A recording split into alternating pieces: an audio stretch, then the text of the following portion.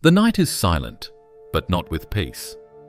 It is the silence of death, a silence broken only by the caw of black vultures wheeling overhead. On the plains of Persia, the air stinks of iron and decay. Beneath the blood-red sky, you see them, thousands of severed heads stacked neatly, grotesquely into a pyramid that towers above the battlefield.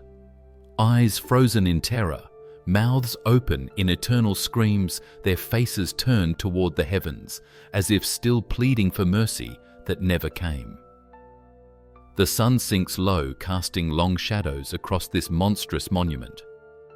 It is not stone that shapes these towers, but flesh torn from the conquered, arranged with cold precision by the command of a single man. Soldiers stand in silence at the base of the grisly structure, their armor smeared with gore, their hands trembling despite their victories. Even they, killers hardened by endless campaigns, cannot look upon this work without shuddering. Some avert their gaze, whispering prayers under their breath. Others force themselves to stare as if to sear into memory the horror that will remind them never to disobey their master. And among the trembling captives forced to witness this spectacle is a boy, no older than 15, his hands bound, his lips quivering. He dares to speak, his voice breaking in the cold wind. This is his message. His eyes never leave the pyramid of heads. This is the sign of Timur the Lame.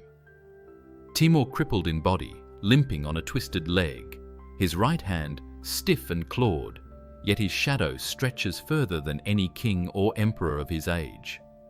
He does not need marble to leave his legacy.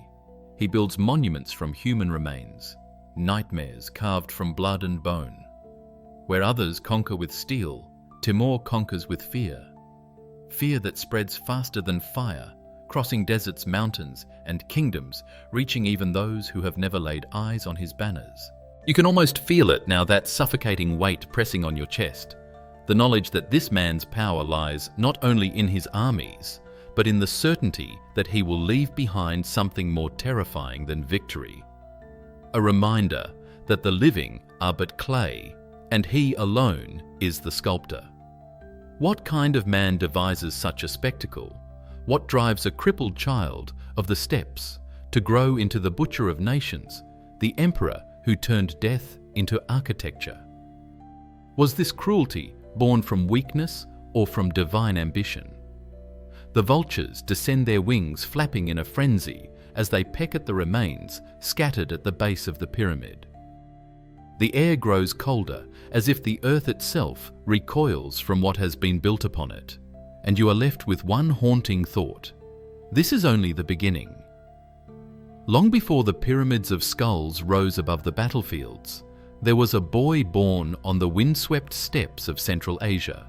His name was Timur, but in the beginning he was no conqueror. He was a child of a clan, a descendant of nomads who lived under the endless skies. The grasslands stretched in every direction, broken only by distant mountains whose peaks seemed to pierce the heavens. Horses thundered across those plains, the lifeblood of a people who had once followed Genghis Khan. In this world of warriors, Timur's fate seemed sealed before it began, for his body betrayed him. A childhood injury, an arrow wound. Some whispered, others said, a thief's blade left him crippled. His leg was twisted, forcing him to limp, and his right hand curled tight, robbed of strength. Among a people who revered strength, speed, and the bow, he was marked as weak. The other boys laughed when he stumbled, calling him Timur the Lame. It was a cruel jest that clung to him all his life. And yet, within this cage of frailty, ambition was born. Around him the world glittered with promise and danger. The Silk Road flowed through his homeland, carrying caravans laden with silks, spices, jewels, and strange inventions from China, Persia, and India. Samarkand, the jewel of Central Asia, was a crossroads of wealth and culture.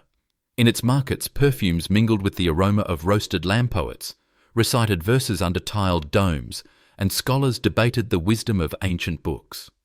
Timur saw the pageantry, the wealth, the intoxicating scent of power. The courts of princes shimmered with luxury floors, inlaid with mosaics, fountains perfumed with rosewater, musicians plucking lutes under lantern light. Men of noble birth sat draped in silk and fur, their fingers glittering with jewels, while veiled women behind latticed screens whispered secrets that could topple dynasties. The boy with the twisted leg watched all of it. The softness of velvet cushions, the gleam of gold goblets, the invisible game of thrones played with glances and words. But if the courts dazzled, they also deceived. Behind the smiles lay daggers, behind the feast lay famine. Timur learned quickly that weakness was a death sentence. He studied men the way a hawk studies prey. He memorized their gestures, their hesitations, their greed. He saw that power was not simply strength of body, it was the strength to bend others, to make them believe, to turn fear and loyalty into chains stronger than iron. The irony of fate was cruel. In a world where the swiftest rider was honored, a limping boy would rise to rule. Where others saw his crippled leg as a prison, Timur saw a weapon. For what is more dangerous than a man who has already been humiliated, who has nothing left but the hunger to prove that he was destined for more? In the golden halls of Samarkand, where laughter and music echoed, where jewels sparkled under candlelight, the seeds of terror were already stirring in the heart of the boy they mocked as the lame. The boy who once limped among the grasslands grew into a young man whose mind was sharper than any sword. Timur learned early that ambition could hide beneath a smile, that alliances could be forged not only with steel, but with marriage, with gold, and with whispered promises in candlelit chambers. He began weaving a web around himself. Brothers in arms, loyal riders, clan leaders drawn not by pity for his lameness, but by the sheer magnetism of his will. He had the gift of command, a voice that could turn trembling recruits into fanatics.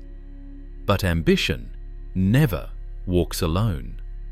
It drags shadows behind it, and Timur's shadow was cruelty.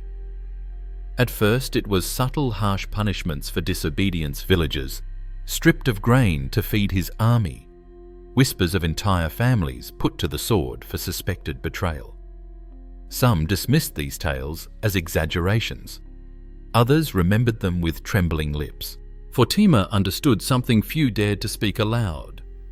Terror is the sharpest weapon in the arsenal of kings. When he rode into Persia for the first time, banners snapping in the desert wind, the world expected just another warlord. But his campaigns revealed something darker. Cities that surrendered were sometimes spared, made into examples of mercy. Yet those that resisted those that defied him learned the price of defiance. Walls toppled mosques and marketplaces filled with screams, rivers running red with blood. And then came the message that no survivor could forget. From the corpses of the slain, his men built, not graves, not pyres, but monuments, skulls piled into towers, so tall they could be seen from miles away. They stood like sentinels of doom, mute warnings to every city that heard his name whispered on the wind. The survivors carried the story farther than any soldier ever could. Mothers hushed their children with his name. Soldiers deserted at the rumor that Timur was near. Even in his inner circle, unease spread. What kind of man commanded such spectacles? Was it madness or brilliance? His closest generals debated in hushed tones, but none dared confront him. They had seen his eyes, cold, unblinking like a hawk watching prey that had already been caught. Still, Timur's cruelty was not mindless. He believed it was a strategy, a kind of dark magic. To him, mercy was weakness. Fear was permanent. Fear lingered when walls crumbled, when crowns toppled, when armies fled. Fear could rule where soldiers could not. And so the seeds of doom were sown. Each skull tower was not only a grave for the dead, but a foundation for the empire he was building. What began as whispers in the night became a storm rolling across Central Asia. No city, no kingdom, no dynasty could claim safety while the Lame sharpened his plans. The boy once mocked for his limp had found his vengeance. His injury no longer mattered. Now his enemies were the ones stumbling, staggering under the weight of his shadow. And somewhere deep in Timur's soul, a conviction hardened into steel. If his body was broken, then the world itself would be broken with him. The storm of Timur's ambition could no longer be contained. By the time he turned his gaze westward toward Persia, his reputation had already begun to spread, half rumor, half nightmare. Yet it was in those fateful campaigns that the world first saw the true horror of his methods unveiled in full. The city of Isfahan, proud and prosperous, thought it could resist. Its people had lived behind walls for centuries, believing themselves safe. They had seen invaders before, Mongols, Persians, Turks. And each time Isfahan had endured. So when Timur's army appeared on the horizon, banners fluttering like black wings, the city braced itself for another siege, believing their walls and their courage would outlast the crippled conqueror. At first, Timur played the role of the patient hunter. His men surrounded the city like wolves circling wounded prey, cutting off food, water, and escape. The days stretched into weeks, hunger gnawing at bellies, inside the walls, whispers of betrayal growing louder. And then, when the gates finally opened, it seemed as though mercy had arrived. Timur's envoys promised safety for surrender. The people sighed in relief, laying down their arms. Families poured into the streets, certain they had chosen survival. But survival under Timur was a mirage.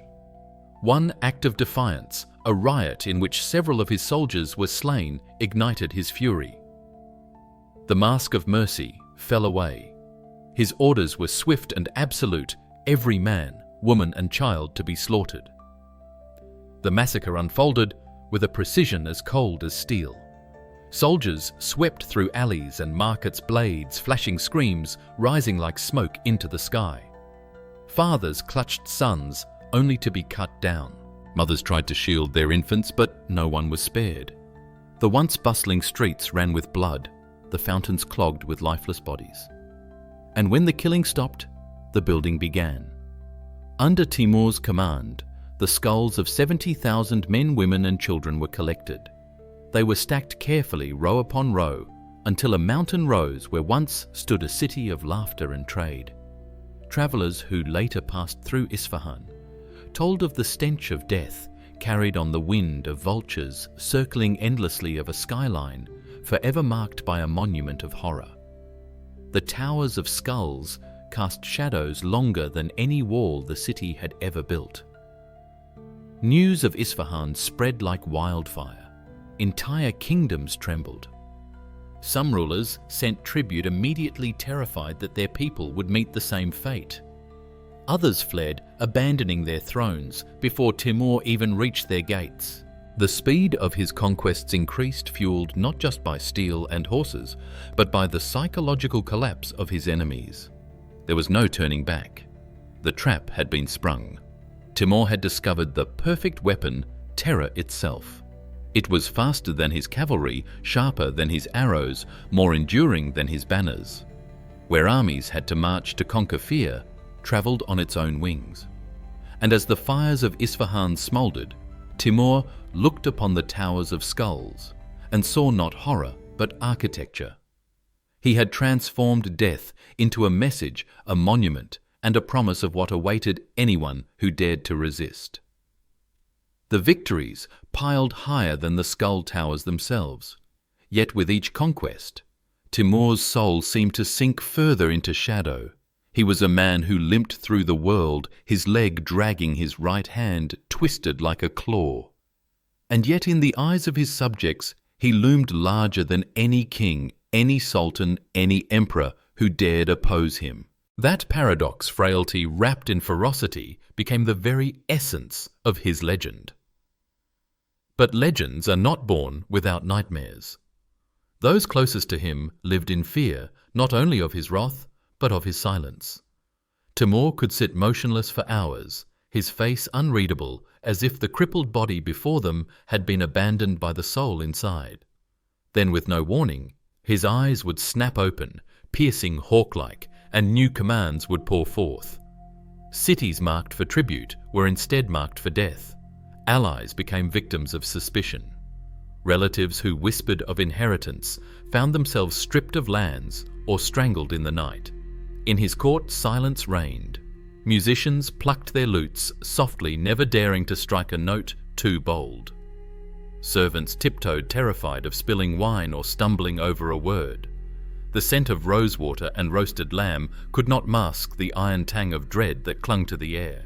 Even Timur's general's men, who had carved nations with him, whispered only in corners.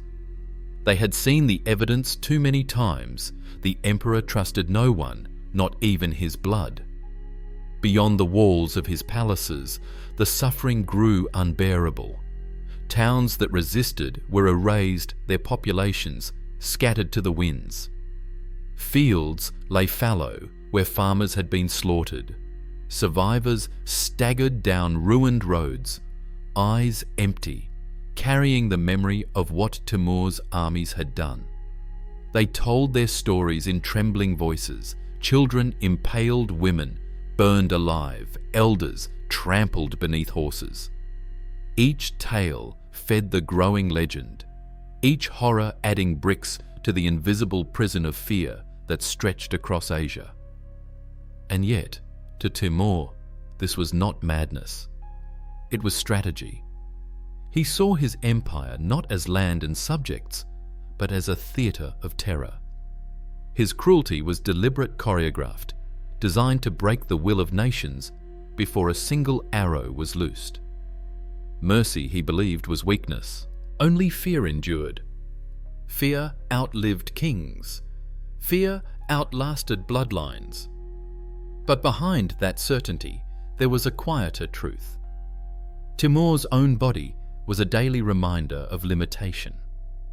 Each step was pain, each grasp of his withered hand a humiliation. And so, in his heart, he made the world suffer with him. If he limped, then nations would crawl.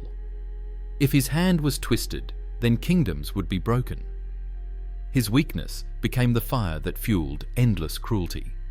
In the quiet hours of night, when the halls of Samarkand lay still, perhaps even Timur himself heard the whispers of the dead. Thousands of voices rising from the towers of skulls, he had built a chorus of agony echoing through his dreams. And still he pressed forward, because to stop would mean admitting that beneath the terror, beneath the empire, beneath the legend, there remained only a crippled man afraid of being forgotten. To the world outside his empire, Timur was a monster. To those within, he clothed himself in holiness. He called himself the Sword of Islam, a guardian of faith chosen by heaven to punish the unrighteous. And many believed him. His proclamations were written in gilded script, read aloud in markets and mosques dripping with piety. He spoke of cleansing corruption, of defending the true faith, of establishing order where chaos reigned. But his sermons were carried on rivers of blood.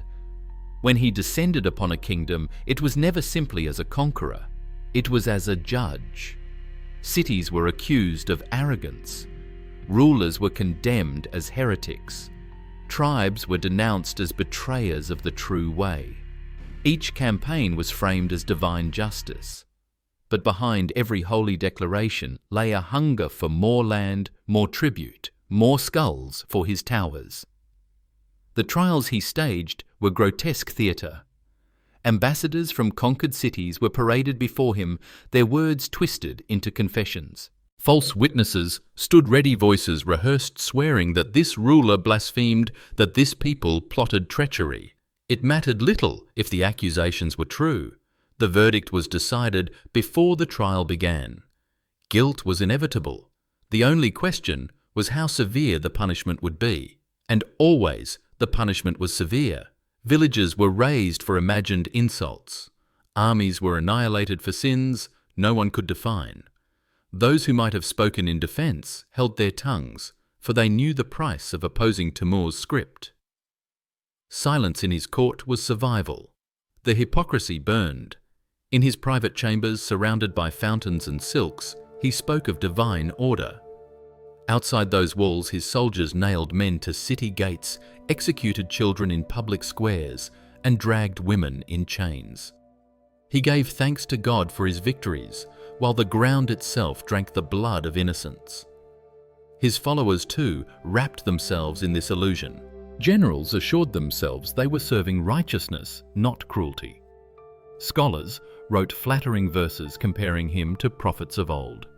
Musicians sang of his victories as holy deliverance.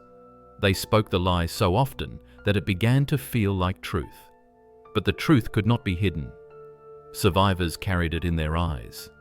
They had seen the gap between the words and the deeds.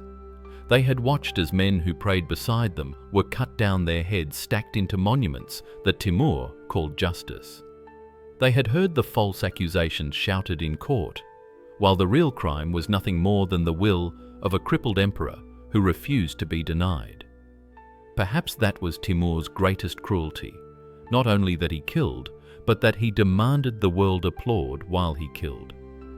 That he turned slaughter into spectacle massacre, into morality conquest, into a sermon. In his empire, blood was not just spilled, it was sanctified, and so the facade of justice gleamed polished and bright. But beneath its surface the cracks deepened, and somewhere in those cracks the whispers of truth persisted, waiting for the day when his lies could no longer silence them. The empire of terror had stretched across continents, from the mountains of Persia to the deserts of Syria, from the steppes of Russia to the gates of India. And yet, even empires are mortal. Timur, the crippled emperor, had grown old. His once iron voice now rasped his breath short, his twisted leg more painful with every passing winter. But his ambition remained unbroken. In the year 1405, when most men of his age and condition would have long surrendered to weakness, Timur plotted his greatest conquest, yet the invasion of China. The Ming dynasty, rich and vast, stood as a jewel unclaimed. To Timur, it was not enough that he had crushed empires. He wanted the world to remember that he had brought even China to its knees. He imagined towers of skulls rising in Beijing, a final monument to his reign of fear. But the world had other plans. In the bitter cold of Otra in present-day Kazakhstan, Timur's army gathered an ocean of tents stretching across the frozen plains. Horses stamped nervously in the snow, their breath fogging the air. Soldiers huddled around fires, whispering their unease. Their emperor was frail, his body failing, and though he spoke of destiny, they could see the tremor in his hands. Timur himself lay in his tent, wrapped in heavy furs, surrounded by silks and golden vessels, the trappings of a king who had once lived in palaces. Yet his body betrayed him. Each movement of his withered leg brought stabbing pain. His crippled hand, which had once commanded nations, trembled as it reached for goblets of warmed wine. Fever consumed him, leaving his lips dry and his eyes clouded. Still, he dictated orders commanding that the march continue, that the dream of China not be abandoned. At dawn, he asked for music.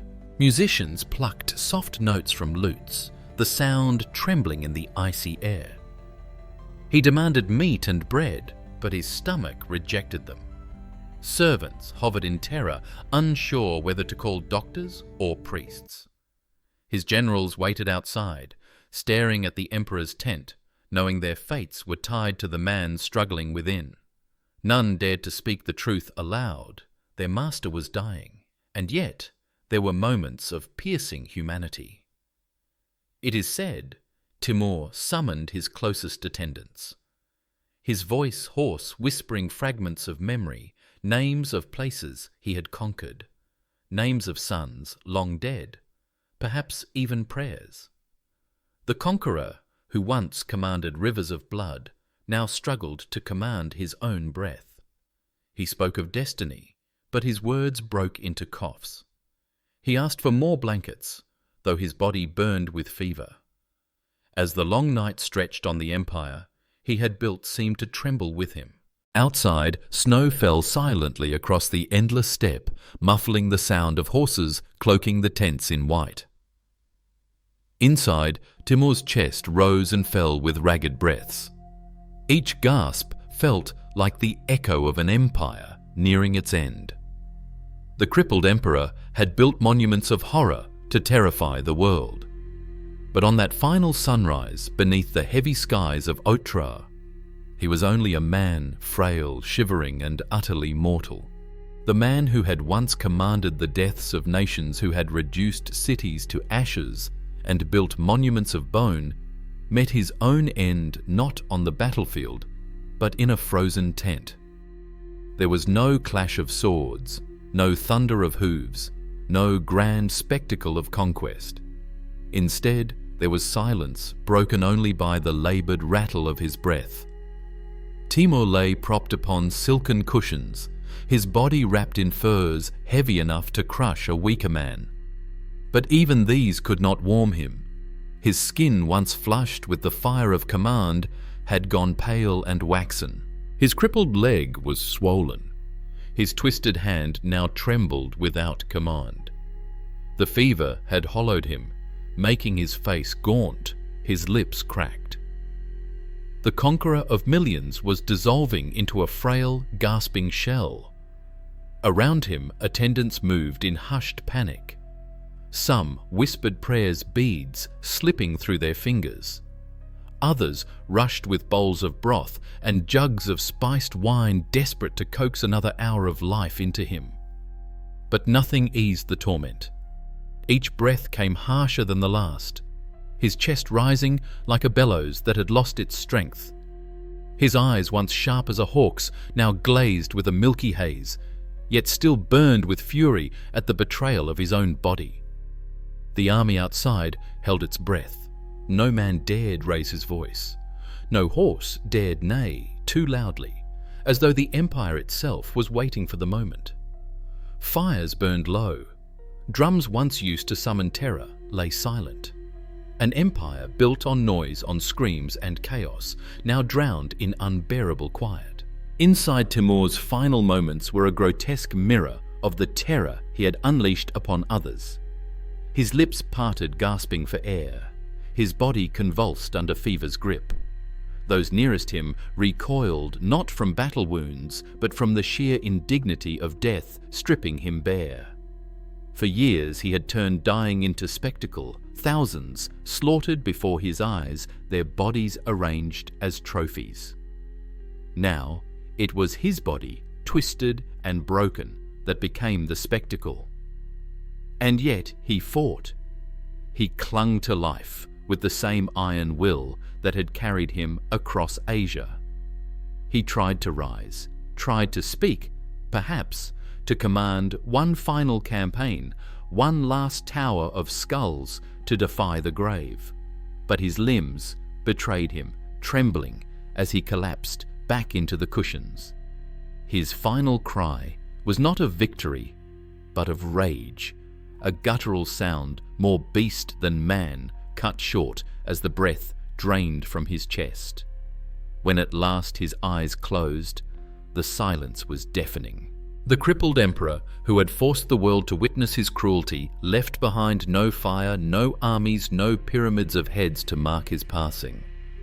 Only the stillness of a frozen dawn, the flickering of dying candles, and the faint echo of a man undone by the one enemy he could never conquer, death itself. When the final breath slipped from his body, a hush fell over the camp. It was not the triumphant silence of victory, nor the chaotic silence of defeat. It was something heavier, stranger. For a moment, no one moved. The great engine of conquest, the crippled emperor who had driven them across deserts and mountains, was gone.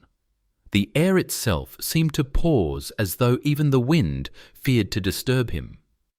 Outside the tent, the vast army waited, ranks upon ranks of soldiers shivering in the cold dawn.